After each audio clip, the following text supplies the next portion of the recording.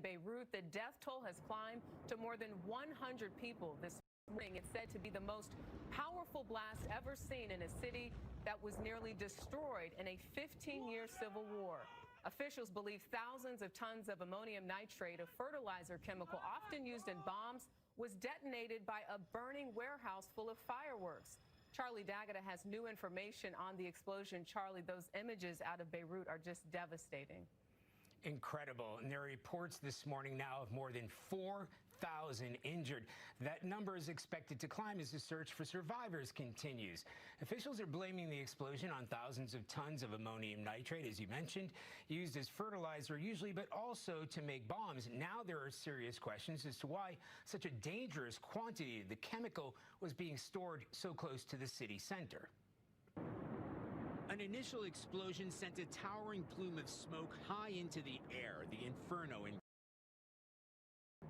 Then it triggered something much, much bigger. The massive blast created a mushroom cloud of debris, dust, and smoke that swept through the city. What happened?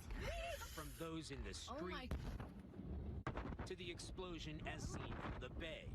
A blast so powerful, it was felt in countries more than 100 miles away. I don't know how. My neighborhood just became a war zone. Debris and shards of glass from shattered windows became shrapnel, flying through the air at lightning speed before people could duck for cover. We still don't even know what happened yet. Bloodied survivors stumbled through the debris. Everyone who was able became a first responder. Journalist Ghada Asharif was at her desk when the second explosion blew the office windows in.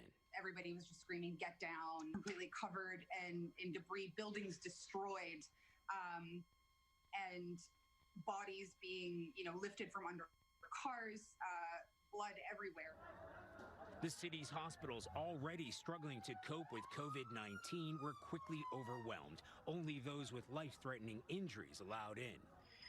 The Lebanese prime minister said 2,700 tons of ammonium nitrate had blown up, stored for years in a portside warehouse. President Trump said his generals thought maybe it wasn't an accident. They seem to think it was an attack.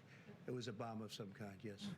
The blast laid waste to the port in a country that imports almost all of its food, and 85% of its grain had been stored in the destroyed granaries.